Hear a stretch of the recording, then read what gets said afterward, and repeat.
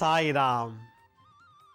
ಆತ್ಮೀಯ ವೀಕ್ಷಕ ಬಾಂಧವರಿಗೆಲ್ಲ ಇವತ್ತಿನ ಜೀವನಾಮೃತ ಕಾರ್ಯಕ್ರಮಕ್ಕೆ ಸ್ವಾಗತ ಸುಸ್ವಾಗತ.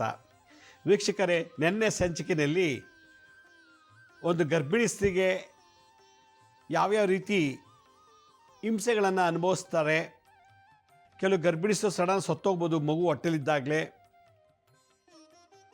ಕೆಲವರು ಗರ್ಭಧರಿಸಿದಾಗಲೇ ಮಗು ಅಬಾರ್ಷನ್ ಆಗ್ಬೋದು, ಗರ್ಭಪಾತ ಆಗ್ಬೋದು. ಇದಕ್ಕೆಲ್ಲ ಏನು ಕರ್ಮ, ಯಾವುದಕ್ಕೆ ಈ ರೀತಿ ಆಗುತ್ತೆ ಗರ್ಭಿಣಿ ಸ್ತ್ರೀಯರಿಗೆ, ಕಾರಣ ಏನು ಅನ್ನೋ ವಿಚಾರನ ನಾನು ನಿನ್ನೆ ಫುಲ್ ಕಂಪ್ಲೀಟಾಗಿ ಎಕ್ಸ್ಪ್ಲೇನ್ ಮಾಡಿದ್ದೆ, ತಿಳಿಸ್ಕೊಟ್ಟಿದ್ದೆ, ಮತ್ತು ಅದಕ್ಕೆ ಶಾಂತಿ ಪರಿಹಾರನೂ ಹೇಳಿದ್ದೆ.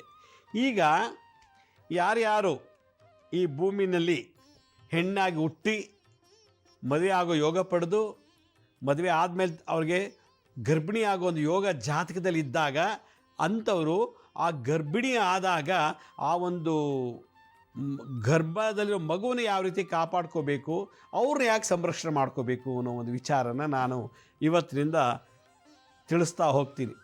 ಹೆಣ್ಣು ಗರ್ಭಿಣಿ ಆಗಿದ್ದಾಳೆ, ಮೊದಲನೇ ತಿಂಗಳು ಕಾಲಿಟ್ಟಿದ್ದಾಳೆ. ನೋಡಿ, ಮಗು ಪಡೆಯೋದು ದೊಡ್ಡದಲ್ಲ, ಮಗುಗೆ ಜನ್ಮ ಕೊಡೋದು ದೊಡ್ಡದಲ್ಲ. ಮಗುನೂ ಚೆನ್ನಾಗಿರಬೇಕು, ಮಗುನ ಹೆತ್ತಂತ ಜನ್ಮ ಕೊಟ್ಟಂಥ ತಾಯಿ ಕೂಡ ಅವಳು ಆರೋಗ್ಯವಂತಳಾಗಿ ಆಯುಷ್ಯವಂತಳಾಗಿರಬೇಕು. ನಾನು ನಿನ್ನೆ ಸಂಚಿಕೆಗಳು ಹೇಳ್ತದೆ, ತಾಯಿ ಗರ್ಭದಲ್ಲಿ ಮಗು ಇದ್ದಾಲೆ ಕೆಲವು ಶುಭ ಸೂಚನೆಗಳನ್ನು ಕೊಡ್ತದೆ ಮನೆಯಲ್ಲಿ. ತಾಯಿ ಗರ್ಭದಲ್ಲಿ ಮಗು ಇದ್ದಾಲೆ ಕೆಟ್ಟ ಸೂಚನೆ, ತಂದೆ ಸತ್ತೋಗ್ಬೋದು, ಅಯ್ಯೋ ಮಗು ನನ್ನ ಹೊಟ್ಟೆಲಿ ಈ ಮಗು 4ನೇ ತಿಂಗಳಾಗಿದ್ದಾಗ ನನ್ನ ಗಂಡ ತೀರ್ಕೊಂಡ ಅಂತಾಳೆ. ಅಲ್ಲಿಗೆ ಆ ಮಗು ಏನು ಕರ್ಮ ಮಾಡಿದ್ದೆ, ಅಪ್ಪನ್ನೇ ನೋಡಿಲ್ಲ, ಅದು ಆಗಲೇ ಮಗು ಹುಡೋಕ್ಕೆ ಮುಂಚೆನೇ ಅಪ್ಪ ಸತ್ತೋಗಿದ್ದಾನೆ.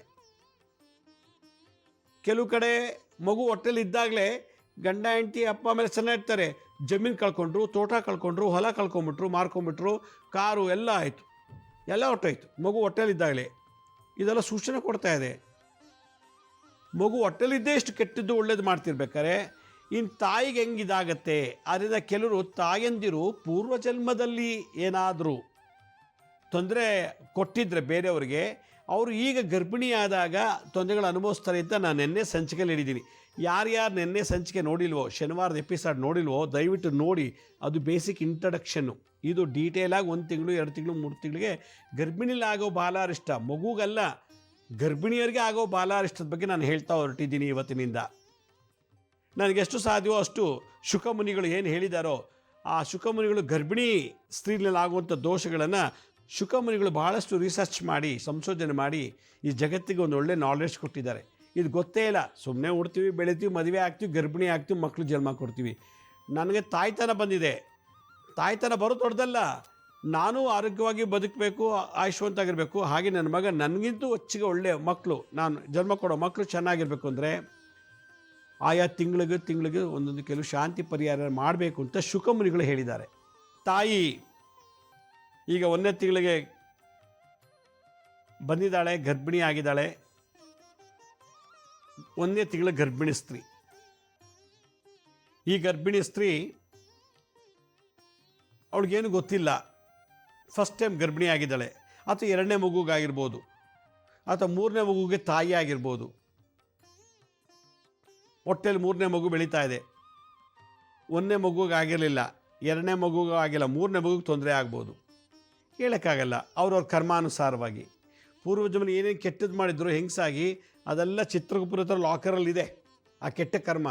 ಈಗ ಗರ್ಭಿಣಿ ಆದಾಗ 1ನೇ ತಿಂಗಳಿಗೆ ಯಾವ ರೀತಿ ತೊಂದರೆ ಕೊಡ್ತದೆ ಅಂತ ಅರ್ಥ ಮಾಡಬೇಕು. ನನ್ನ ಕೈಲಾದ ಪ್ರಯತ್ನ ಮಾಡಿ ನಿಮ್ಗೆ ಅರ್ಥ ಆಗುವಂತೆ ಹೇಳ್ತಾ ಇದ್ದೀನಿ. 1ನೇ ತಿಂಗಳಿಗೆ ಗರ್ಭಿಣಿ ಸ್ತ್ರೀ ಇದ್ದಾಗ ಅವಳಿಗೆ ಬಾಲಗ್ರಹ ಆಗುತ್ತೆ. 1ನೇ ತಿಂಗಳು ಗರ್ಭಿಣಿ ಆಗಿದ್ದಾಗ ಸ್ತ್ರೀ ಯಾರೇ ಆಗಿರಲಿ, ಯಾವುದೇ ಧರ್ಮದವರೇ ಆಗಿರಲಿ, ಹಿಂದೂ ಇರ್ಬೋದು, ಮುಸ್ಲಿಮಾನ್ ಇರ್ಬೋದು, ಕ್ರಿಶ್ಚನ್ ಇರ್ಬೋದು, ಸಿಖ್ಗಳಿರ್ಬೋದು, ಬೌದ್ಧರಿರ್ಬೋದು, ಕರ್ಮ ಎಲ್ರಿಗೂ ಒಂದೇ. ಒಂದೇ ಭೂಮಿ, ಒಂದೇ ಸೂರ್ಯ, ಒಂದೇ ಚಂದ್ರ, ಒಂದೇ ಗಾಳಿ, ನೀರು. ಅದರಿಂದ ಕರ್ಮ ಒಂದೇ. ಆದರೆ ಧರ್ಮ ಜಾತಿ ಬೇರೆ ಇರ್ಬೋದು, ಬೇರೆ ಇರ್ಬೋದು, ಕರ್ಮ ಎಲ್ಲೂ ಚೇಂಜ್ ಆಗಲ್ಲ. 1ನೇ ತಿಂಗಳು ಗರ್ಭಿಣಿ ಆಗಿದ್ದಾಗ ಆ ಗರ್ಭಿಣಿ ಸ್ತ್ರೀಗೆ ಶ್ರೀಮುಖಿ ಅಂತ ಒಂದು ದೇವತೆ ಅವಳನ್ನ ಒಳ್ಳೆಯದು ಮಾಡ್ಬೋದು, ಕೆಟ್ಟದ್ದು ಮಾಡ್ಬೋದು. ಇದೆಲ್ಲರೂ ಅರ್ಥ ಮಾಡ್ಕೋಬೇಕು. ಯಾರು ಹೆಂಗಸು 1ನೇ ತಿಂಗಳಲ್ಲಿ ಗರ್ಭಿಣಿ ಆಗಿದ್ದಾಳೋ, 1ನೇ ತಿಂಗಳು ಕಾಲಿಡ್ತಾಳೋ, ಆಗ ಶ್ರೀಮುಖಿ ಅಂತ ಒಂದು ದೇವತೆ ಅವಳಿಗೆ ಕಾಡುತ್ತೆ ಇಲ್ಲ ಕಾಪಾಡುತ್ತೆ. ಒಳ್ಳೆಯದು ಮಾಡ್ಬೋದು, ಕೆಟ್ಟ ಇಲ್ಲ ಅಬರ್ಷನ್ ಮಾಡಿಸ್ಬೋದು.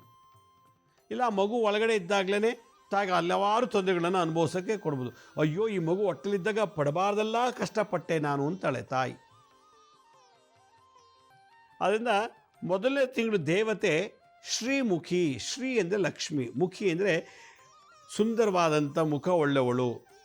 ಸೌಂದರ್ಯರು ಕೂಡ ಲಕ್ಷ್ಮಿ ಅಂತ ಕರೀತಾರೆ, ರೂಪನ್ನು ಕೂಡ ಲಕ್ಷ್ಮಿ ಅಂತ ಕರೀತಾರೆ.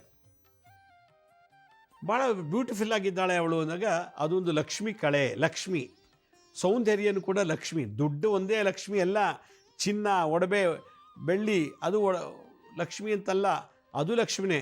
ಆದರೆ ಅದನ್ನೆಲ್ಲ ಅನುಭವಿಸೋದು ಒಂದು ಯೋಗ ಇದೆಯಲ್ಲ, ಮುಖ, ಅದು ಶ್ರೀಮುಖಿ ಅಂತೇಳಿ. ಆ ಶ್ರೀಮುಖಿ ಮೊದಲನೇ ತಿಂಗಳಲ್ಲಿ ಇವಳಿಗೆ ಬಂದು ಕನೆಕ್ಟ್ ಆಗ್ತಾಳೆ ಅಂತ ಹೇಳ್ತಾರೆ ಶುಕಮುನಿಗಳು. ಇದೆಲ್ಲ ಸುಳ್ಳಲ್ಲ. ಇಷ್ಟೆಲ್ಲ ಟೆಕ್ನಾಲಜಿ ಇದ್ದು ಕಂಪ್ಯೂಟರ್ದಲ್ಲೂ ಇದ್ದು ಕೂಡ ನಾವು ಕೆಲವು ವಿಷಯ ನಮ್ಗೆ ಗೊತ್ತೇ ಇಲ್ಲ, ಆದರೆ ಅನುಭವಿಸ್ತಾ ಇದ್ದೀವಿ. ಅನುಭವಿಸಿ ಸತ್ತೋಗಿದ್ದಾರೆ, ಕೆಲವು ಅನುಭವಿಸಿ ಆಮೇಲೆ ಎಸ್ಕೇಪ್ ಆಗಿದ್ದಾರೆ, ಬಚಾವಾಗಿದ್ದಾರೆ. ಆದರೆ ಶುಕಮುನಿಗಳ ಉದ್ದೇಶ ಏನು? ಗರ್ಭಿಣಿ ಆಗೋದು ದೊಡ್ಡದಲ್ಲ, ಆ ಮೇಂಟೆನೆನ್ಸ್ ವರ್ಕ್ ಇದೆಲ್ಲ, 10 ತಿಂಗಳು ಕಾಪಾಡೋದು, 9 ತಿಂಗಳು ಗರ್ಭದಲ್ಲಿ, ಅದ್ರ ಜೊತೆಗೆ ನಿನ್ನ ಆರೋಗ್ಯ ನಿನ್ನ ಆಯುಷ್ನ ಕಾಪಾಡ್ಕೋಬೇಕು. ಯಾಕೆಂದರೆ ಗರ್ಭಿಣಿ ಬಾಲಾರಿಷ್ಟ ಇದು, ಮಗು ಹುಟ್ಟಿದ ಮೇಲೆ ಬಾಲಾರಿಷ್ಟ ಅಲ್ಲ ಇದು, ಗರ್ಭಿಣಿ ಬಾಲಾರಿಷ್ಟನ ಕಾಪಾಡ್ಕೋಬೇಕು ಅಂಥೇಳಿ ಶುಕಮುನಿಗಳು ಜಗತ್ತಿಗೊಂದು ಒಳ್ಳೆ ಮೆಸೇಜ್ ಕೊಟ್ಟಿದ್ದಾರೆ. ಅಷ್ಟು ವಿಶೇಷವಾದಂಥವ್ರು. ಈ ಶ್ರೀಮುಖಿ ಅನ್ನೋ ಒಂದು ದೇವತೆ ಇವರಿಗೆ ಮೊದಲನೇ ತಿಂಗಳಲ್ಲಿ ಬಂದು ಆವರಿಸ್ಕೊತಾಳೆ. ನಂಬರ್ 1. ನಂಬರ್ 2, ಯಾರು ಗರ್ಭಿಣಿಯಾಗಿದ್ದಾರೋ ಅವ್ರಿಗೆ ಮೊದಲನೇ ತಿಂಗಳು ಅವ್ರಿಗೆ ಏನೋ ಸಲ ಕ್ಯಾಶುವಲಾಗೆ ಇರ್ತಾರೆ, ಏನೋ ಸಲ ಓಡಾಡ್ತಾರೆ, ಓಡ್ತಾರೆ, ಮಾಡ್ತಾರೆ, ಕೆಲಸ ಮಾಡ್ತಾರೆ. ಅವ್ರಿಗೆ ಅವ್ರು ನೋಡಿದ್ರೆ ಗರ್ಭಿಣಿ ಸ್ಥಿತಿ ಅನಿಸೋದಿಲ್ಲ. ಗರ್ಭಿಣಿ ಆಗೋಕ್ಕೆ ಮುಂಚೆ ಹೇಗಿದ್ರೋ ಹಾಗೇ ಇರ್ತಾರೆ. ಆದರೆ ಎಲ್ಲೋ ಒಂದು ಕಡೆ ತೊಂದರೆಗಳು ಕಾಣಿಸ್ಕೊಳ್ತಾ ಬರ್ತದೆ. ಮೊದಲನೇ ತಿಂಗಳು ಗರ್ಭಿಣಿ ಏನೇನು ತೊಂದರೆ ಅನುಭವಿಸ್ತಾಳೆ ಅನ್ನೋದನ್ನು ನಾನು ನಿಮ್ಗೆ ಹೇಳ್ತೀನಿ. ಮೊದಲು ಶರೀರ ಎಲ್ಲ ಬೆವರುತ್ತೆ, ಸಿಕ್ಕಾಪಟ್ಟೆ ಬೆವರುತ್ತೆ ಶರೀರ. ಫ್ಯಾನ್ ಇದ್ದರೂ ಬೆವರುತ್ತೆ, ಎ ಸಿ ಒಳಗೆ ಕೂತಿದ್ರೂ ಬೆವರು ಬರುತ್ತೆ. ಹೊರಗಡೆ ತಣ್ಣಗಿರೋ ಗಾಳಿಲಿ ಓಡಾಡ್ತಿದ್ರು ಕೂಡ ಶರೀರ ತುಂಬ ಬೆವರುತ್ತೆ. ಹಿಂಗೆಲ್ಲ ವರ್ಷದ ನೀರು ಬರುತ್ತೆ ಕೈಯೆಲ್ಲ. ಇದು ಮುಂಚೆ ಇರಲಿಲ್ಲ, ಈಗ ಇಷ್ಟೆಲ್ಲ ಬೆವರ್ತಾ ಇರಲಿಲ್ಲ ಅವರು. ಎಲ್ಲ ಕೈ ಇಲ್ಲೆಲ್ಲ ನೀರು ಇರುತ್ತೆ, ಇಲ್ಲೆಲ್ಲ ನೀರು ಬರುತ್ತೆ, ಕಂಕ್ಳ ಕೆಳಗಡೆ ಬೆನ್ನಿಂದ ಎಲ್ಲ ನೀರು. ಎಲ್ಲಿ ಕೂತ್ರೆ ಮುಟ್ಟಕ್ಕೆ ಅಸಹ್ಯ, ಏನು ಇಷ್ಟೊಂದು ಸ್ನಾನ ಮಾಡ್ದಾಗಿದ್ದೆಲ್ಲ ಅಂತ. ತುಂಬ ಬೆವರುತ್ತೆ ಶರೀರ. ಆಗಾಗ ವಾಂತಿ ಆಗತ್ತೆ. ವಾಂತಿ ನಿಂಗೆ ನೋಡಿದ್ರೆ ಊಟನೇ ಸೇರಬಾರ್ದು. ತಾನು ಮಾಡೋ ವಾಂತಿ ನೋಡಿದ ತಕ್ಷಣ ಅವಳಿಗೆ ಊಟ ಮಾಡಬೇಕು ಅಂತ ಅನಿಸೋದೇ ಇಲ್ಲ. ಆ ರೀತಿ ಮೈಂಡಲ್ಲಿ ಕನ್ವರ್ಟ್ ಆಗ್ತಿರ್ತದೆ, ಆ ಭಾವನೆ ಉದ್ಭವ ಆಗ್ತದೆ. ನೋಡ್ತಾಳೆ ವಾಂತಿ, ಅವ್ರಿಗೆ ಆ ಸ್ಮೆಲ್ಲು ಅದು ನೋಡಿ ಒಂಥರ ಅಸಹ್ಯ ಅನಿಸ್ತದೆ. ಅಪ್ಪ ಊಟ ಮಾಡ್ತಾನೆ ವಾಂತಿ ಆಗೋದು, ಊಟನೇ ಬಿಟ್ಬಿಡೋಣ ಅನಿಸ್ಬಿಡ್ತದೆ. ಸಣ್ಣಕ್ಕೆ ಆಗಾಗ ಇಲ್ಲೆಲ್ಲ ಹೊಟ್ಟೆ ನೋವುತ್ತೆ, ಹೊಟ್ಟೆ ನೋವು. ಒಕ್ಲಿಂದ ಕೆಳಗೆ, ಒಕ್ಲಿಂದ ಮೇಲೆ, ಹೃದಯದಿಂದ ಕೆಳಗೆ ಇಲ್ಲೆಲ್ಲ ಪೇನ್ ಶುರುವಾಗುತ್ತೆ. ಇದು ಮೊದಲನೇ ತಿಂಗಳಿಗೆ ಬರುವಂಥ ಲಕ್ಷಣಗಳು. ಇದು ಯಾರು ಕೊಡ್ತಾ ಇದ್ದಾರೆ? ಶ್ರೀಮುಖಿ ಅನ್ನೋ ದೇವತೆ ಕೊಡ್ತಾ ಇದ್ದಾಳೆ. ಯಾತಕ್ಕೆ ಕೊಡ್ತಾ ಇದ್ದಾಳೆ? ಹೋದ ಜನ್ಮದಲ್ಲಿ ತಾನು ಒಂದು ಹೆಣ್ಣಾಗಿ ಇನ್ನೊಂದು ಹೆಣ್ಣಿಗೆ, ಗರ್ಭಿಣಿ ಆಗಿರುವಂಥ ಹೆಣ್ಣಿಗೆ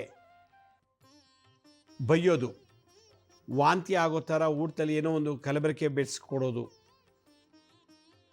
ಒಡೆಯೋದು,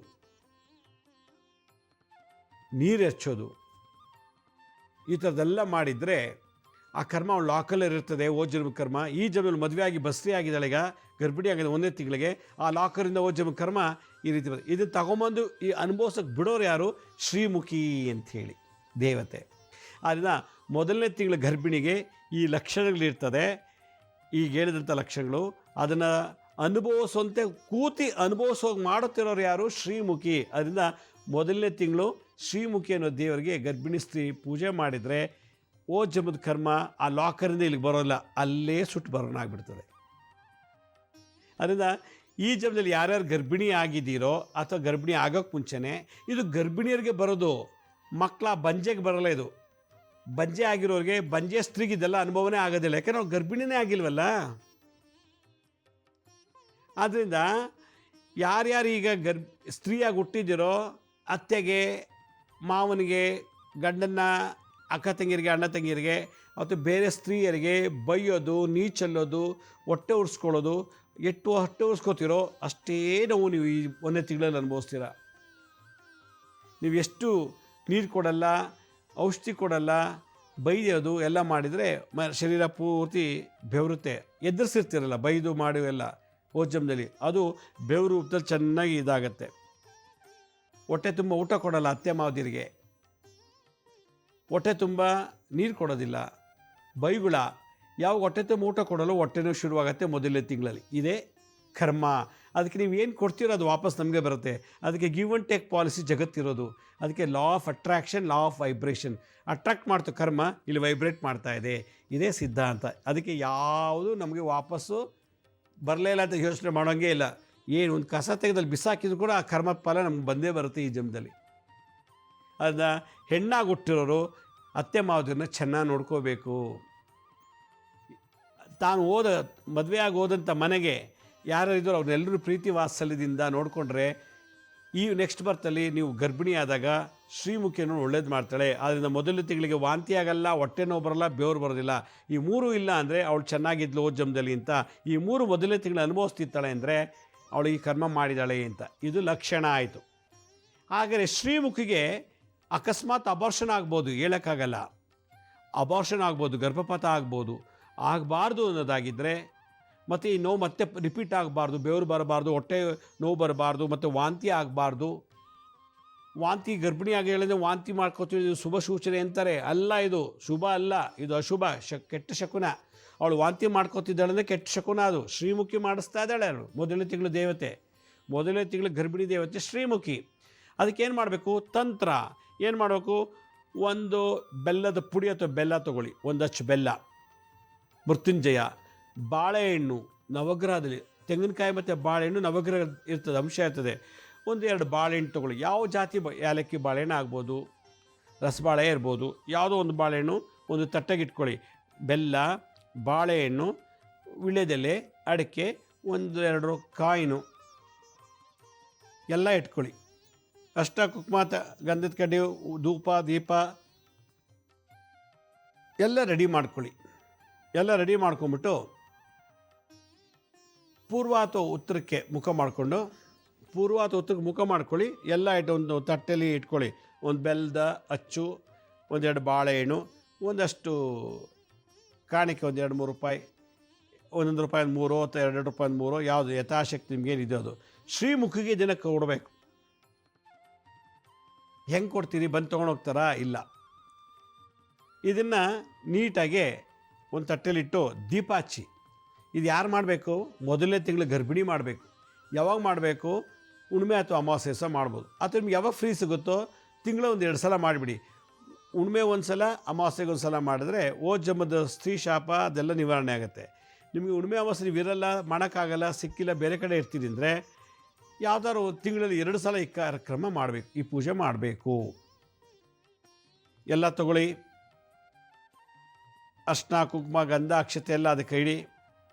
ಬೆಲ್ಲ, ಬಾಳೆಹಣ್ಣಿಗೆ ಊದುಬತ್ತಿ ಹಚ್ಚಿ ಒಂದು ಆರತಿ ಮಾಡಿ, ಪುಷ್ಪ ಹೂ ಇಡಿ. ಎಲ್ಲ ಮಾಡಾದ್ಮೇಲೆ ಮನಸ್ಸಲ್ಲೇ ಪ್ರಾರ್ಥನೆ ಮಾಡಬೇಕು. ಯಾವಾಗ ಪ್ರಾರ್ಥನೆ ಮಾಡಬೇಕು ಅಂತಂದರೆ ಪೂಜೆ ಎಲ್ಲ ಆದಮೇಲೆ. ಯಾಕೆ ನೀನು ಆಹ್ವಾನನೇ ಆಗಿಲ್ಲಲ್ಲ. ಸುಮ್ಮನೆ ಬೆಲ್ಲ ಬಾಳೆಹಣ್ಣಿಗೆ ಪ್ರಾರ್ಥನೆ ಮಾಡಿದ್ರೆ ಬರಲ್ಲ. ಅದಕ್ಕೆ ಕಳಾಶಕ್ತಿ ತುಂಬಬೇಕು. ಕಳಾ ಶಕ್ತಿ, ಪ್ರಾಣ ತುಂಬಬೇಕು. ಹೇಗೆ? ಧೂಪ ದೀಪ ಎಲ್ಲ ಹಚ್ಚಿ ಅಷ್ಟಾಗುಮ ಎಲ್ಲ ಮಾಡ್ತೀವಲ್ಲ, ಪೂಜೆಯಿಂದ ಅದಕ್ಕೊಂದು ಚೈತನ್ಯ ಬರ್ತದೆ, ದೈವತಾಶಕ್ತಿ ಬರ್ತದೆ. ಆಗ ಇದನ್ನು ಏನು ಒಂದು ಕುಂಕುಮನೋ ಅಥವಾ ಅರ್ಶದಲ್ಲೋ ಒಂದು ಆ ಬೆಲ್ಲದ ಮುಂದೆ ಒಂದು ವಿಳ್ಯದೆಲೆ ಇಟ್ಬಿಡಿ. ಆ ವಿಳ್ಯದೆಲೆ ಮೇಲೆ ಈ ಮಂತ್ರ ಹೇಳಬೇಕು. ಮಂತ್ರ ಹೇಳಿ ಅರ್ಚನೆ ಮಾಡಿ. ಓಂ ನಮೋ ರುದ್ರದೇವತ, ಓಂ ನಮೋ ರುದ್ರದೇವತ ಶ್ರೀಮುಖಿ ಏಹಿ. ಶ್ರೀಮುಖಿ ಅಂದರೆ 1ನೇ ತಿಂಗಳು ನೋಡ್ಕೊಳ್ಳುವಂಥ ದೇವತೆ. ಶ್ರೀಮುಖಿ ಏಹಿ ಬಾಲಕಂ ಮುಂಚ ಸ್ವಾಹ ಅಂಥೇಳಿ ಒಂದು ಮಂತ್ರ ತಗೊಳ್ಳಿ. ಕುಂಕುಮನೂ ಅಷ್ಟು ತಗೊಳ್ಳಿ. ಓಂ ನಮೋ ರುದ್ರದೇವತ ಶ್ರೀಮುಖಿಯೇ ಬಾಲಕಂ ಮುಂಚ ಸ್ವಾಹ. ಓಂ ನಮೋ ರುದ್ರದೇವತ ಶ್ರೀಮುಖಿಯೇ ಬಾಲಕಂ ಮುಂಚ ಸ್ವಾಹ. ಓಂ ನಮೋ ರುದ್ರದೇವತ ಶ್ರೀಮುಖಿಯೇ ಬಾಲಕಂ ಮುಂಚ ಸ್ವಾಹ. ಓಂ ನಮೋ ರುದ್ರದೇವತ ಶ್ರೀಮುಖಿಯೇ ಬಾಲಕಂ ಮುಂಚ ಸ್ವಾಹ ಅಂತ ಒಂದು ಅರ್ಧ ಗಂಟೆ ಮಂತ್ರ ಹೇಳಿ ಅರ್ಚನೆ ಮಾಡಿ. ಗರ್ಭಿಣಿ ಸ್ತ್ರೀಯರು ಇದನ್ನು ಮಾಡಿ ಅರ್ಚನೆ ಮಾಡಿ. ಈ ಕುಂಕುಮ ಅರ್ಚನೆ ಆಗಬೇಕು. ಇದು ಮಾಡಿದ್ಮೇಲೆ ಪುನಃ ಧೂಪ ತೋರಿಸಿ ಊದುಬತ್ತಿ ಹಚ್ಚಿ ಆರತಿ ಮಾಡಿ ನಮಸ್ಕಾರ ಮಾಡಿ ಪ್ರಾರ್ಥನೆ ಮಾಡಿ. ಪೂಜೆ ಎಲ್ಲ ಆಯ್ತಲ್ಲ. ಪೂಜೆ ಎಲ್ಲ ಆದಮೇಲೆ ಅವತ್ತೇ ಇದ್ರ ಮನೆ ಇಟ್ಕೋಬಾರ್ದು. ಇಮಿಡಿಯೇಟಾಗಿ ಅವತ್ತೇ ತೊಗೊಂಡೋಗ್ಬಿಟ್ಟು ನೇರಳೆ ಮರದ ಕೆಳಗೆ ಇಟ್ಬಿಡ್ಬೇಕು. ನೇರಳೆ ಮರಕ್ಕೆ ಇಡಬೇಕು. ನಮ್ಮ ಹತ್ರ ಇಲ್ಲ ಅಂದರೆ ಏನು ಮಾಡೋಕ್ಕಾಗಲ್ಲ. ಹುಡ್ಕೊಂಡು ಹೋಗ್ಬೇಕು. ಅದಕ್ಕೆ ಈ ಪೂಜೆ ಮಾಡೋಕ್ಕೆ ಮುಂಚೆ ನೇರಳೆ ಮರ ಎಲ್ಲಿದೆ ಅಂತ ಪತ್ತೆ ಹಚ್ಚಬೇಕು. ಫಸ್ಟು ನೇರಳೆ ಮರ ಎಲ್ಲಿದೆ ಅಂತ ಆ ನೇರಳೆ ಹಣ್ಣಿನ ಮರದ ಕೆಳಗೆ ಇಟ್ಟಾಗಲೇ ಶ್ರೀಮುಖಿ ವಾಪಸ್ ಹೋಗ್ತಾಳೆ. ಪೂರ್ವಜ ಕರ್ಮ ಎಲ್ಲ ಇದಾಯಿತು. ಆಗ ಗರ್ಭಿಣಿ ಆರಾಮಾಗ್ತಾಳೆ, ಮಗುಗೂ ಆರಾಮಾಗುತ್ತೆ, ಅಬಾರ್ಷನ್ ಆಗೋದಿಲ್ಲ. ಆಗ ಮಗುಗೆ ಹುಟ್ಟಿದ ಮೇಲೆ ಬಾಲರಿಷ್ಟ ಬರೋದಿಲ್ಲ, ಮತ್ತು ಗರ್ಭಿಣಿಗೂ ಬಾಲರಿಷ್ಟ ಇರೋದಿಲ್ಲ. ಆದ್ದರಿಂದ ಮೊದಲ ತಿಂಗಳು ದೇವತೆ ಶ್ರೀಮುಖಿ ತಂತ್ರ ಏನಂತ ಹೇಳ್ಕೊಟ್ಟೆ, ಮಂತ್ರ ಹೇಳ್ಕೊಟ್ಟೆ. ಇದು ಮಾಡ್ತಾ ಬಂದರೆ ಅತಿ ಶೀಘ್ರದಲ್ಲೇ 1ನೇ ತಿಂಗಳಿಂದ ಸಕ್ಸಸ್ ಆಗಿ 2ನೇ ತಿಂಗಳಿಗೆ ಕಾಲಿಡ್ತಾರೆ. ಇದು ಗರ್ಭಿಣಿ ಸ್ತ್ರೀಗೆ ಬರೋ ಬಾಲಗ್ರಹ ದೋಷ ನಿವಾರಣೆ ಮಾಡೋದು. ಇದನ್ನು ಮಾಡಿ ನೋಡಿ. ಒಂದು ಕಡೆ ಬರೆದಿಟ್ಕೊಳ್ಳಿ. ನೀವೇ ಗರ್ಭಿಣಿಯಾದಾಗ ಇದು ಮಾಡಿ. ನನ್ನ ಮಗು ಹೊಟ್ಟೆಬಳಿಗಿದ್ದಾಗ ಏನು ಮಾಡಬೇಕು ಅಂತ ಹಲವಾರು ಎಪಿಸೋಡ್ ಮಾಡಿ ಗರ್ಭೋಪನಿಷತ್ತು. ಅದೇ ಥರ ಶುಕಮುನಿಗಳು ಹೇಳೋ ಇದು ವಿಶೇಷ ವಿದ್ಯೆಯನ್ನು ಹೇಳ್ಕೊಡ್ತಾ ಇದ್ದೀನಿ. ಒಂದು ಕಡೆ ನೋಟ್ ಮಾಡಿ ಇಟ್ಕೊಳ್ಳಿ, ಬರೆದಿಟ್ಕೊಂಡು ಇದನ್ನು ಮಾಡ್ತಾಯಿರಿ. ನಿಮ್ಮನೆ ಸೊಸೆ ಗರ್ಭಿಣಿಯಾದಾಗ, ನಿಮ್ಮ ಮಗಳು ಗರ್ಭಿಣಿಯಾದಾಗ ಇದನ್ನು ಮಾಡಿಸ್ತಾ ಬನ್ನಿ. ನೋಡಿ ಎಷ್ಟು ಚೆನ್ನಾಗಿ ನಾರ್ಮಲ್ ಡೆಲಿವರಿ ಭಾಳ ಚೆನ್ನಾಗಿ ಇರ್ತಾಳೆ. ತಾಯಿ ಮಗು ಆಯುಷ್ಯ ಆರೋಗ್ಯವಾಗಿರ್ತಾರೆ. ಇದು ನನ್ನ ಕಡೆಯಿಂದ ಹೇಳ್ಕೊಟ್ಟಂಥ ವಿದ್ಯೆ. ವೀಕ್ಷಕರ ಒಂದು ಅನೌನ್ಸ್ಮೆಂಟು. ನಾನು ಇದೇ ತಿಂಗಳು 22 ಮತ್ತು 23ನೇ ತಾರೀಕು ಒಂದು ಹೊಸ ವಿದ್ಯೆ, ಇಡೀ ಜಗತ್ತಿನಲ್ಲೇ ಒಂದು ವಿಶೇಷವಾದ ವಿದ್ಯೆಯನ್ನು ಕಲಿಸ್ತಾ ಇದ್ದೀನಿ. ಅದು ನರಸಿಂಹ ಕ್ರಿಯೆ ಅಂಥೇಳಿ. ಈ ಕ್ರಿಯೆ ಭಾಳ ವಿಶೇಷವಾದದ್ದು. ಎಷ್ಟೋ ಜನ ಗೊತ್ತೇ ಇಲ್ಲ. ಇದರಲ್ಲಿ ಏನಪ್ಪ ಮಾಡೋದು ಅಂದರೆ ಪ್ರತಿನಿತ್ಯ 10 ನಿಮಿಷ ಕುರ್ಚಿ ಮೇಲೆ ಕೂತ್ಕೊಂಡು ಮಾಡೋವಂಥ ಒಂದು ವಿದ್ಯೆ ನರಸಿಂಹ ಕ್ರಿಯೆ.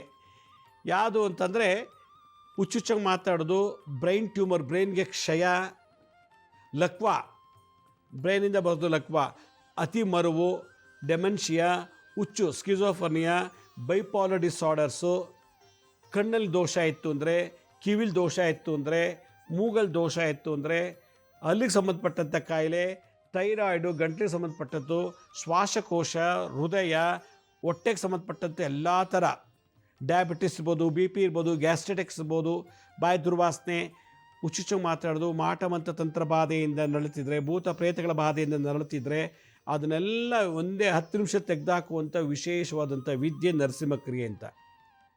80-90 ವರ್ಷ ಬದುಕು ಕೂಡ ಇನ್ನೂ ಯಂಗಾಗಿ ಕಾಣುವಂಥ ಒಂದು ವಿದ್ಯೆ. ಈ ವಿದ್ಯೆಯನ್ನು ನಾನು ಜಗತ್ತಿಗೆ ಇಂಟ್ರೊಡ್ಯೂಸ್ ಮಾಡ್ತಾಯಿದ್ದೀನಿ. ಇದೇ ತಿಂಗಳು 22 ಮತ್ತು 23ನೇ ತಾರೀಕು ಶನಿವಾರ ಮತ್ತು ಭಾನುವಾರ ಒಂದು ಬ್ಯಾಚ್ಗೆ ನಾವು ಒಂದು 54 ಜನ ಅಷ್ಟೇ ತೊಗೊಳ್ಳೋದು. ಇದು ಮೈಸೂರಲ್ಲಿ ಮಾಡ್ತಾಯಿದ್ದೀನಿ. ಇದು ಭಾಳ ವಿಶೇಷ. ನಮ್ಮ ಪಾಂಡುರಂಗ ದೇವಸ್ಥಾನ ಜೀರ್ಣೋದ್ಧಾರ ಮಾಡಬೇಕು. ಅನಾಥಾಶ್ರಮ, ವೃದ್ಧಾಶ್ರಮ, ಉಚಿತ ಅನಾಥಾಶ್ರಮ, ಉಚಿತ ವೃದ್ಧಾಶ್ರಮ, ಉಚಿತ ಗುರುಕುಲ ನಾವು ಮಾಡ್ತಾಯಿದ್ದೀವಿ. ಅದಕ್ಕೆ ದುಡ್ಡು ಬೇಕು ನಮಗೆ. ಆ ದುಡ್ಡಿಗೋಸ್ಕರ ಈ ವಿದ್ಯೆ ಹೇಳಿಕೊಟ್ಟು ಈ ಕೊಡೋ ದುಡ್ಡನ್ನು ನಾವು ದೇವಸ್ಥಾನ ಕಟ್ಟಲಿಕ್ಕೆ, ಆಶ್ರಮ ಮಾಡಲಿಕ್ಕೆ ಉಪಯೋಗಿಸ್ತಾ ಇದ್ದೀವಿ. ಆದ್ದರಿಂದ ಈ ಒಂದು ವಿದ್ಯೆ ಕಲಿತು ಎಲ್ಲ ಥರ ರೋಗದಿಂದ ಮುಕ್ತರ, ಅದರಲ್ಲೂ diabetes, B P, ಗ್ಯಾಸ್ಟ್ರಿಟಿಕ್ಸು, piles, ಪಿಸ್ತೂಲ, fisher, ಮಂಡಿ ನೋವು, ಏನೇನು ಕಾಯಿಲೆ ಇದೋ ಅದೆಲ್ಲ ತೆಗೆದುಬಿಡುತ್ತೆ ಈ ನರಸಿಂಹ ಕ್ರಿಯೆ. 10 ನಿಮಿಷ ದಿನ ಬೆಳಗ್ಗೆ ಮಾಡಬೇಕಷ್ಟೇ. ಅದು ಹೆಂಗೆ ಮಾಡಬೇಕು, ಅದನ್ನು ಏನು ಲಾಭ, ಹೇಗಿದೆ ಅನ್ನೋದನ್ನು ನಾನು ಒಂದು ದಿನದ ಕ್ಲಾಸಲ್ಲಿ ಹೇಳ್ಕೊಡ್ತೀನಿ. ಇದು ಒಂದು ದಿನದ ಕೋರ್ಸು. ಶನಿವಾರ ಭಾನುವಾರ ಇದೆ. 22ಕ್ಕೆ 23 ಒಂದು ದಿನದ ಕೋರ್ಸು. ಬೆಳಗ್ಗೆ 10ರಿಂದ ಸಂಜೆ 5 ಗಂಟೆ 6 ಗಂಟೆ ತನಕ ಹೇಳ್ಕೊಡ್ತೀನಿ. ಇದು ಹೇಗೆ ಅಡ್ಮಿಟ್ ಆಗಬೇಕು, ಯಾವ ರೀತಿ ಸೇರ್ಕೋಬೇಕು, ಹೇಗೆ ಅನ್ನೋದನ್ನು ಕೊನೆಯಲ್ಲಿ ನಮ್ಮ ಆಫೀಸ್ ಫೋನ್ ನಂಬರ್ ಬರುತ್ತೆ, ಅಲ್ಲಿಗೆ ಕಾಲ್ ಮಾಡಿ. ನೀವು ಕಾಲ್ ಮಾಡಿ ರಿಜಿಸ್ಟ್ರೇಷನ್ ಮಾಡ್ಕೊಳ್ಬೇಕು. ಈ ಒಂದು ವಿಶೇಷ ವಿದ್ಯೆಯನ್ನು ಜಗತ್ತಿನಲ್ಲಿ ನಿಮಗೆ ಕಲಿಸ್ತಾ ಇದ್ದೀನಿ. ನೀವು ಕಲೀರಿ. ಕಲಿತು ಒಂದು ಮೋಕ್ಷಕ್ಕೆ ಹೋಗಬೇಕು ಅನ್ನೋದಾಗಿದ್ದರೆ ಇರೋಷ್ಟು ದಿವಸ ಸಾಯೋ ತನಕ ಎಲ್ಲ ರೋಗದಿಂದ ಮುಕ್ತರಾಗಿ ಮೆಡಿಷನ್ ತೊಗೊಳ್ಬಾರ್ದು, ಮಾತ್ರೆ ಇಂಜೆಕ್ಷನ್ ಟಾಣಿಕೆ ದುಡ್ಡು ಇನ್ವೆಸ್ಟ್ ಮಾಡಬಾರ್ದು. ನಾವು ಯಾರ ಮೇಲೂ ಡಿಪೆಂಡ್ ಆಗಬಾರ್ದು. ಕಾಯಿಲೆಯಿಂದಲೇ ಅಯ್ಯೋ ಮಗನೇ ನಂಗೆ ಕೂರ್ಸಪ್ಪ ನಿಲ್ಸಪ್ಪ, ಅಯ್ಯೋ ಮಗಳೇ ನಂಗೆ ಎತ್ತು ಕೂರಿಸಿ ನಿಲ್ಲಿಸಿ ಅಂತ ಒಬ್ಬರ ಮೇಲೆ ಡಿಪೆಂಡ್ ಆಗಬಾರ್ದು. ಯಾವ ನರ್ಸು ಬೇಡ, ಯಾವ ಮಕ್ಕಳು ಅವಶ್ಯಕತೆ ಇಲ್ಲ ನಮ್ಮ ನೋಡ್ಕೊಳ್ಳಿಕ್ಕೆ. ನಮಗೆ ನಾವೇ ಚೆನ್ನಾಗಿದ್ದು ಗಟ್ಟಿಮುಟ್ಟಿಯಾಗಿದ್ದು ಯೋಗ ಮಾಡೋ ಅವಶ್ಯಕತೆ ಇಲ್ಲ. ವಾಕಿಂಗು, ಜಾಗಿಂಗು, ಜಿಮ್ ಏನೂ ಬೇಕಾಗಿಲ್ಲ. ಕೂತಿದ್ದ ಕಡೆ 10 ನಿಮಿಷ ನಾವು ಈ ಕ್ರಿಯೆಯನ್ನು ನಾವು ಮಾಡ್ತಾ ಬಂದರೆ ಸರ್ವ ರೋಗ ನಿವಾರಣೆ ಆಗುತ್ತೆ, ಸರ್ವ ಪಾಪ ನಿವಾರಣೆ ಆಗುತ್ತೆ, ಸರ್ವ ದೋಷ ನಿವಾರಣೆ ಆಗುತ್ತೆ. ಅಂಥ ವಿಶೇಷವಾದಂಥ ವಿದ್ಯೆಯನ್ನು ನಾನು ಕಲಿಸ್ತಾ ಇದ್ದೀನಿ. ಆಸಕ್ತಿ ಇರೋರು ಕೂಡಲೇ ಇದನ್ನು ನೀವು ಬುಕ್ ಮಾಡ್ಕೊಳ್ಳಿ ಅಂತ ನನ್ನ ಕಡೆಯಿಂದ ಒಂದು ಅಡ್ವರ್ಟೈಸ್ಮೆಂಟ್, ಇದು ಮೆಸೇಜ್. ಇದು ಒಂದಿನದ ವರ್ಕ್ಶಾಪು. ಹೇಗೆ ಅನ್ನೋದೆಲ್ಲ ನಾವು ನಿಮಗೆ ಮೆಸೇಜಲ್ಲೆಲ್ಲ ರಿಜಿಸ್ಟ್ರೇಷನ್ ಆದ ತಕ್ಷಣ ನಿಮಗೆ ನಾವು ತಿಳಿಸ್ಕೊಡ್ತೀವಿ. ಇದು ಇವತ್ತಿನ ಒಂದು ವಿಶೇಷತೆಯನ್ನು ತಿಳಿಸ್ಕೊಟ್ಟಿದ್ದೀನಿ. ಮೊದಲನೇ ತಿಂಗಳು ಗರ್ಭಿಣಿ, ಇದನ್ನು ನೀವು ತಂತ್ರವನ್ನು ಮಾಡಿ. ಏನಾದರೂ ನಿಮಗೆ ಅರ್ಥ ಆಗಲಿಲ್ಲ ಅಂತಂದರೆ ನಾವು ಯೂಟ್ಯೂಬಲ್ಲಿ ಅಪ್ಲೋಡ್ ಮಾಡ್ತೀವಿ ಎಪಿಸೋಡ್ಸ್ನ. ನೀವು ನಿಧಾನಕ್ಕೆ ನೋಡಿ ಬರ್ಕೊಂಡು ಪ್ರಾಕ್ಟೀಸ್ ಮಾಡಿ.